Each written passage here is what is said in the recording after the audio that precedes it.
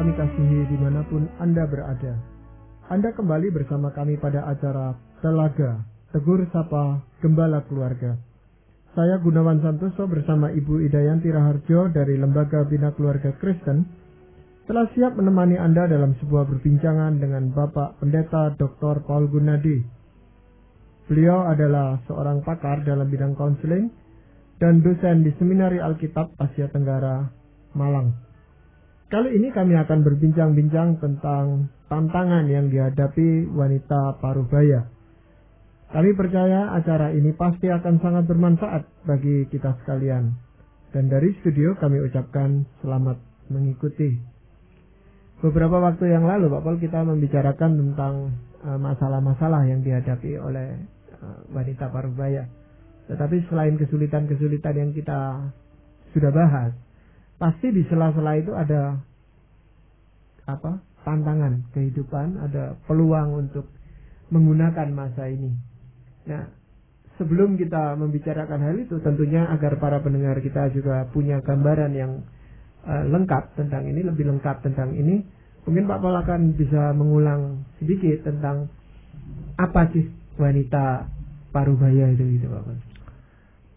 Wanita parubaya adalah wanita yang memasuki usia antara 45 tahun hingga 55 tahun. Nah, satu hal yang menjadi karakteristik utama yaitu perubahan. Karena begitu banyak perubahan yang harus dialami oleh wanita parubaya. Misalkan perubahan dalam hubungannya dengan si suami, di mana ketergantungan suami terhadapnya juga makin berkurang karena suami biasanya makin sibuk di luar dan mendapatkan banyak penghargaan dari luar. Hubungan dengan anak juga akan berubah sebab dia dulu sebagai pengasuh, sekarang anak-anak sudah mulai besar, tidak lagi memerlukan asuhannya seperti dulu. Dia akan kehilangan peran itu dan harus menggantikan dengan peran-peran yang lain. Juga dia harus menerima fakta bahwa dia makin menua. Dan ini adalah suatu hal yang tidak terlalu mudah untuk diterima oleh semua wanita. Apalagi yang pada awal-awalnya mendasari siapa dirinya atau penghargaan dirinya atas kecantikan tubuhnya. Nah, ini semua adalah perubahan-perubahan yang harus dialami oleh wanita. Salah satu perubahan yang juga sangat penting adalah perubahan dalam hal kenakalan anak-anak. Yang ini harus juga disadari oleh wanita. Pada masa kecil anak-anak itu nakal, tapi nakal kanak-kanak. Malas belajar, terus main.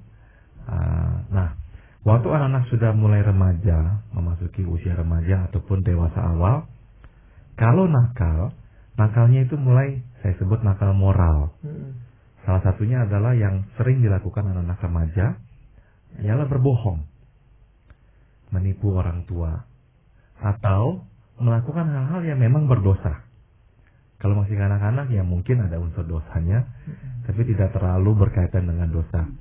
Tapi pada masa remaja atau dewasa awal, anak-anak bisa akhirnya terjerumus dalam kenakalan moral, kenakalan yang memang berkaitan langsung dengan dosa. Misalnya, dia bisa mulai mabuk-mabukan, dia bisa mulai berjudi, dia bisa mulai menonton film-film porno, dia bisa mulai mengunjungi pelacur. Nah, hal-hal seperti itu yang saya sebut dengan kenakalan moral. Dan itu semua kan membutuhkan dana. Jadi anak itu juga bisa mencuri. Betul sekali.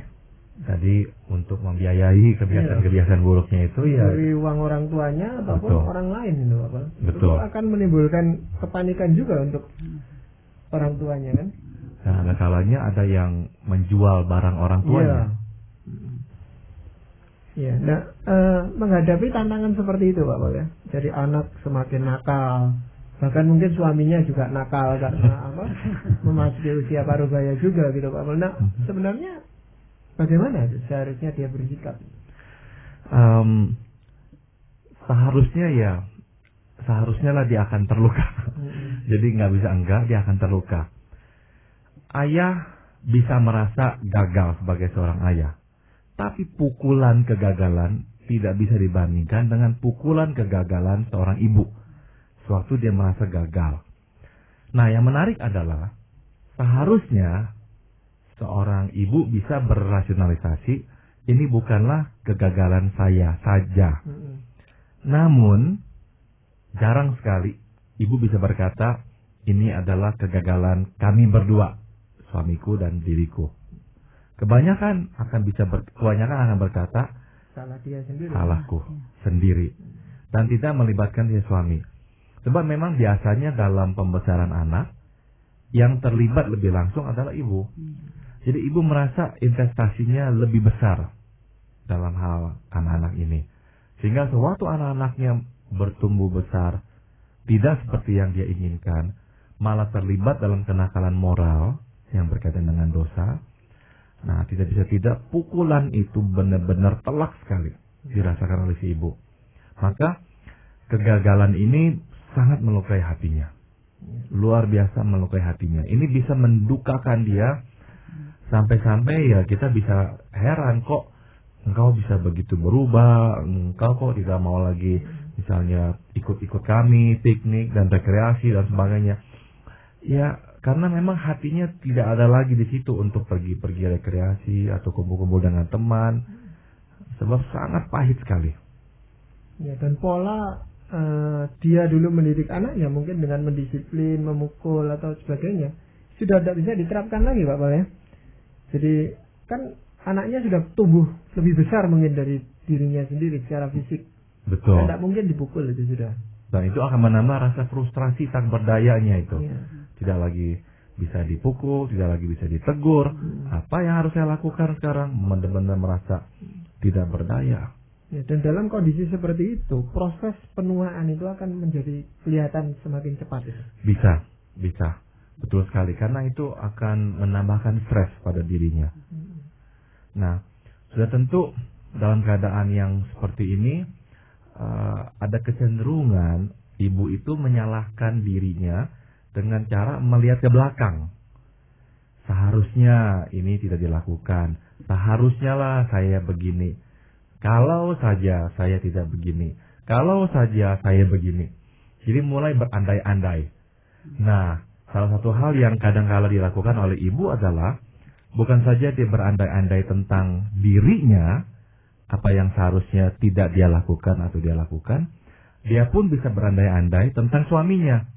Kalau saja engkau dulu tidak begini, kalau saja engkau dulu lebih begini, dan mulailah siklus pertengkaran di situ. Karena dalam depresinya, dalam kesedihannya dan perasaan gagalnya, kita atau ibu itu atau kita pada umumnya cenderung mencari kambing hitam, duduk masalahnya. Kita sering berkata ya, saya mau cari tahu duduk masalahnya. Sesungguhnya bukan saja kita ingin tahu duduk masalahnya, kita ingin tahu penyebab masalahnya siapa ini. Nah, kita seringkali begitu mencari kambing hitamnya. Nah, kalau tidak hati-hati, mulailah suatu siklus salah menyalahkan. Si suami merasa disalahkan oleh si istri, tidak terima. Menyalahkan lagi si istri.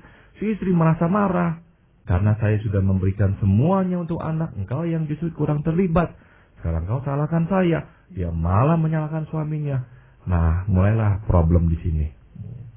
Tapi pada usia seperti itu, 45 ke atas tadi kan kondisi emosi itu sebenarnya lebih stabil oleh orang, lebih berpikir bijaksana seharusnya dengan perjalanan waktu yang lebih panjang.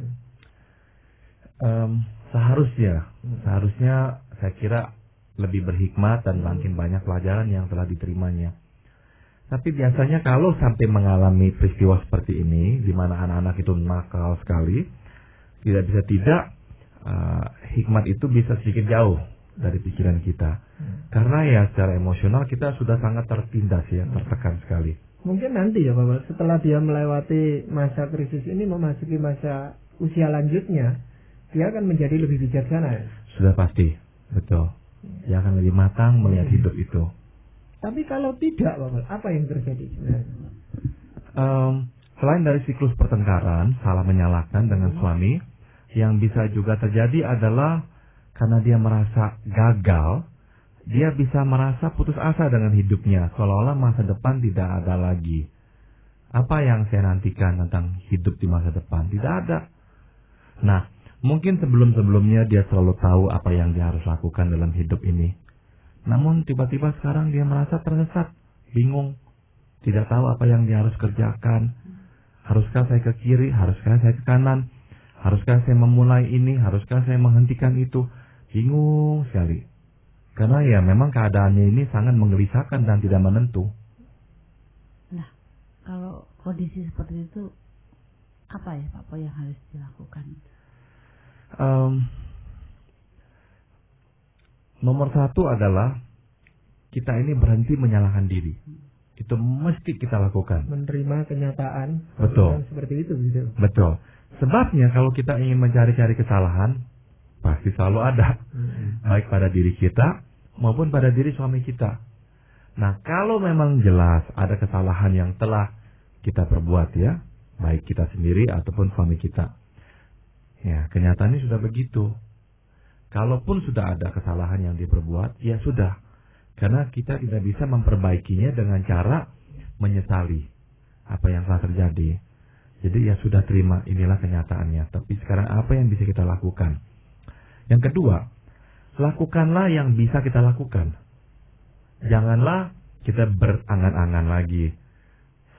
Kalau saja saya bisa begini, kalau saja dia begini, atau dan sebagainya. Tidak bisa.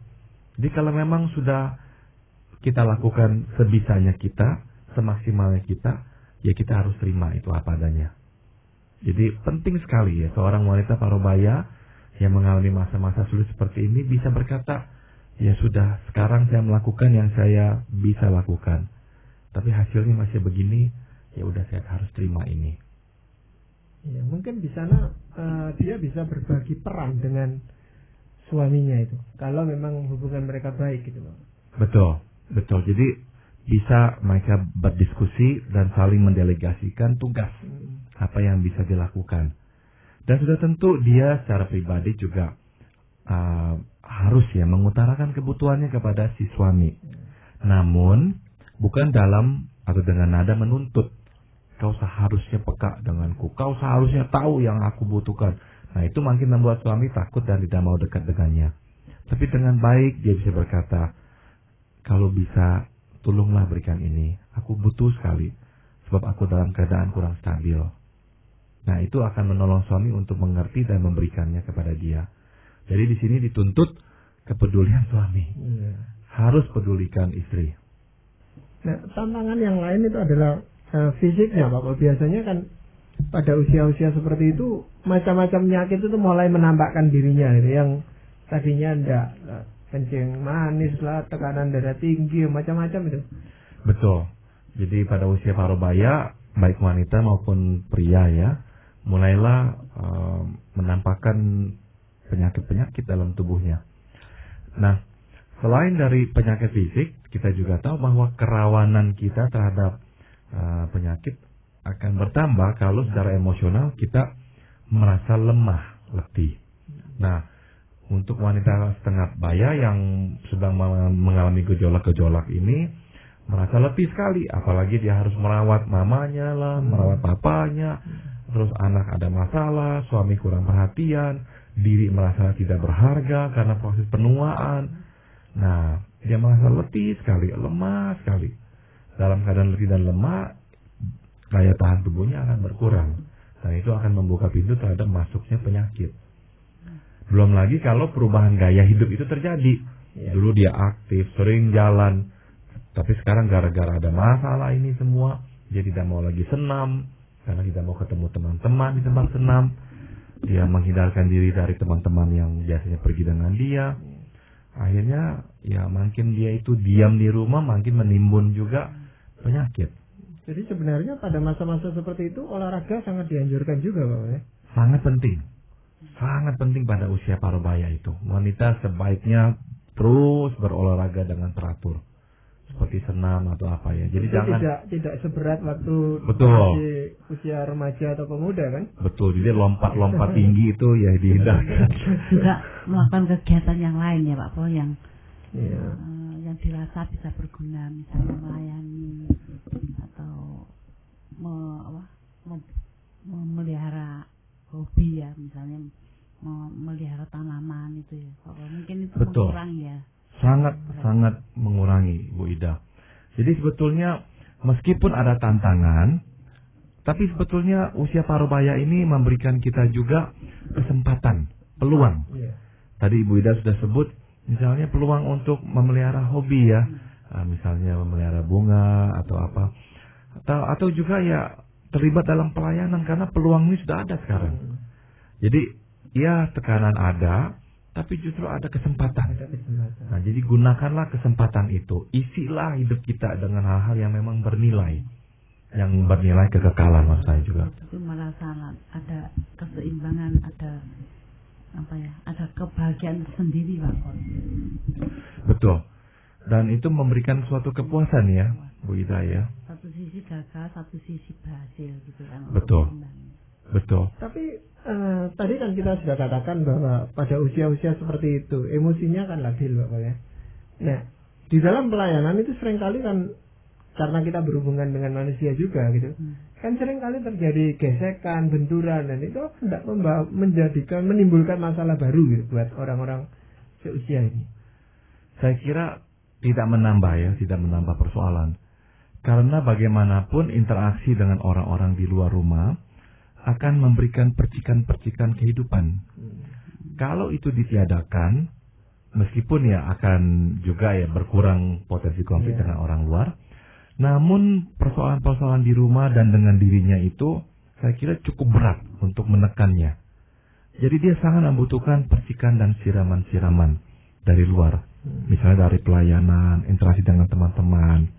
Supaya dia juga punya merasa tetap dibutuhkan gitu oleh masyarakat sekarang.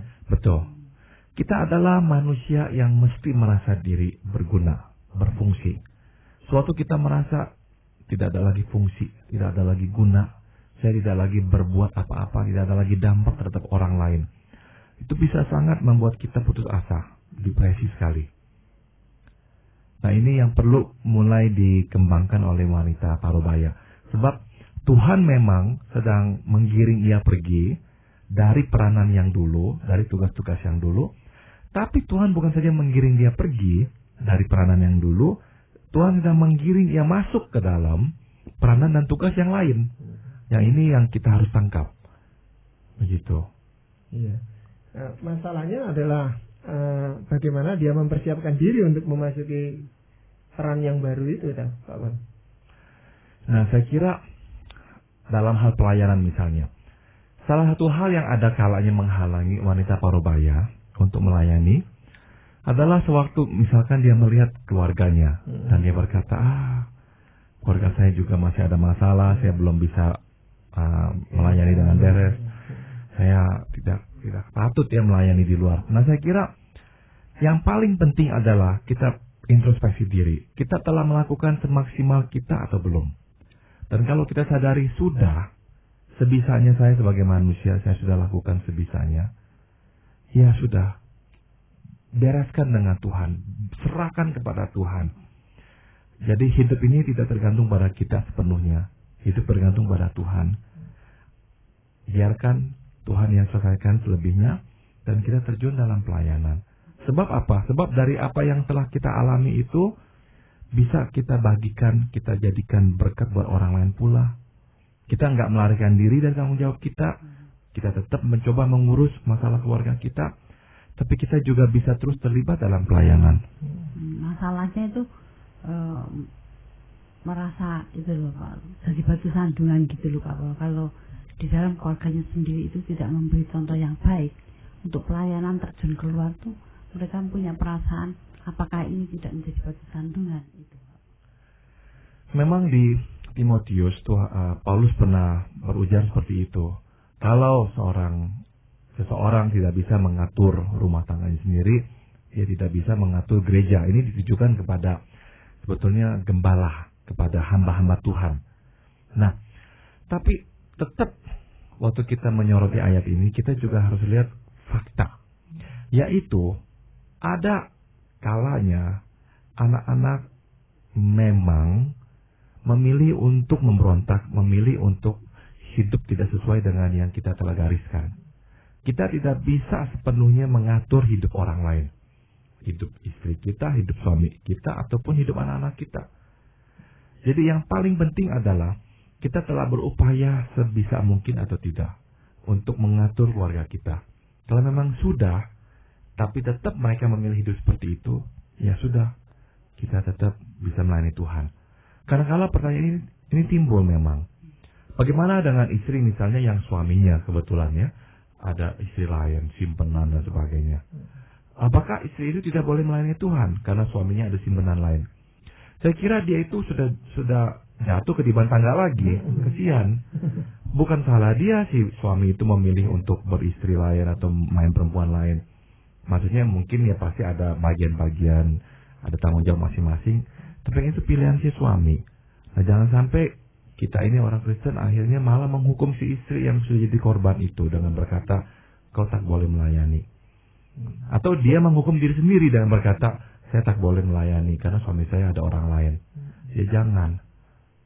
Nah kalau yang sekarang kita banyak di masyarakat kita, dia adalah wanita karier gitu Pak Pol ya. Nah sedang memasuki usia paruh baya itu. Nah apa yang Pak Pol sarankan itu untuk wanita karier yang memasuki usia paruh baya?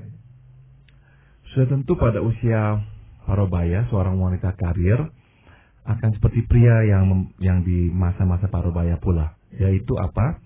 Dia akan mendapatkan banyak kepuasan dari pekerjaannya, karena pada umumnya kedudukannya sudah baik. Nah dia akan mendapatkan penghargaan-penghargaan. Ini yang tidak terlalu didapatkan oleh ibu yang di rumah. Nah jadi ibu yang bekerja di luar sebagai wanita karier mendapatkan keuntungan ini. Meskipun di rumah ada mungkin ya kehilangan-kehilangan seperti yang tadi telah kita bahas, di tempat pekerjaannya dia akan mendapatkan sedikit banyak kompensasi. Nah itu menolongnya. Apakah pada usia seperti itu dia tidak lagi mengharapkan karirnya meningkat lagi gitu Pak? Tergantung orangnya ya. Sebab ada juga yang memang tetap menanjak dan ingin mendapatkan kenaikan karir. Tapi ada juga yang enggak gitu, yang merasa ya sudah sampai di situ karirnya dia gitu. Karena beberapa tahun lagi dia akan memasuki masa usia bebas tugas. Iya, ada juga yang memang mulai menyiapkan untuk pensiun. Karena merasa ya tinggal 5-6 tahun lagi saya kerja, begitu saya akan pensiun. Bisa jadi begitu. Iya, silakan.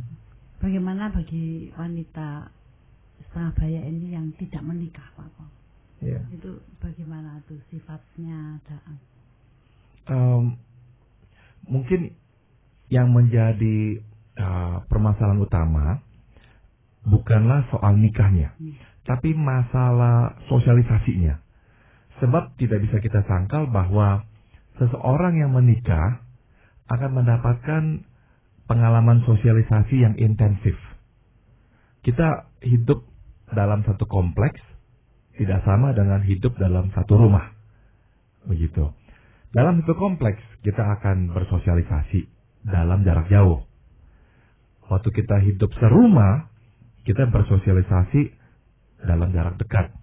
Nah, sudah tentu bentukan-bentukan dari sosialisasi jarak dekat ini tidak akan sama dengan sosialisasi jarak jauh. Maka itu, seseorang yang memang hidup berkeluarga, apalagi sampai punya anak dan sebagainya, biasanya memperoleh sosialisasi yang intensif sekali. Dia dipaksa untuk memberikan dirinya, untuk mengalah, untuk mengesampingkan kehendaknya dan sebagainya. Tidak bisa dia mengatur rumah seperti yang dia inginkan, menaruh barang di tempat yang selalu sama, nggak bisa. Jadi orang-orang yang menikah dipaksa ya untuk beradaptasi seperti itu. Kalau kita tidak menikah, kita tidak terlalu dipaksa untuk seperti itu. Kita bisa taruh barang sekehendak kita dan tidak ada yang kutak-kutik barang itu. Akhirnya apa yang terjadi? Nah, kalau memang kita hidup terbiasa dengan pola seperti ini, sudah tentu ada kemungkinannya, tidak selalu. Ada kemungkinan kita memang sedikit lebih sukar untuk mengalah, untuk memberikan diri kita, untuk ya membiarkan orang lain mengotak-ngotik hidup kita, begitu. Apakah karena itu lalu timbul kesan bahwa wanita yang tidak menikah atau tidak berkeluarga memasuki usia parubaya lalu dikatakan tingkah lakunya makin aneh. Ya, aneh dalam pengertian saya kira ya biasanya kita ini berkata mereka kurang fleksibel, mereka kurang bisa melihat dari sudut orang lain. Nah itu mungkin terjadi karena situasi kehidupan memang lebih mendukung mereka untuk menjadi seperti itu. Sedangkan orang yang menikah ya terpaksa beradaptasi dengan kehendak orang-orang lain. Maunya sendiri gitu Pak Pol ya. Kesannya Iya. itu gitu ya. Iya, Egois gitu. iya, bisa jadi. Sebenarnya belum tentu dia egois kan. Ya, sebab memang kita ini dipengaruhi sekali oleh lingkungan hidup ya, situasi hidup kita. Jadi sebenarnya banyak sekali tantangan yang harus dihadapi oleh wanita yang memasuki parubaya ini Pak Pol ya. Dan kata kuncinya adalah perubahan Pak Gunawan. Perubahan yang memang bisa menekannya, tapi sekaligus perubahan yang bisa justru membuat dia seperti bunga yang berkembang. Sebab dia bisa menangkap peluang itu dan mengisi waktunya dengan lebih positif dan produktif.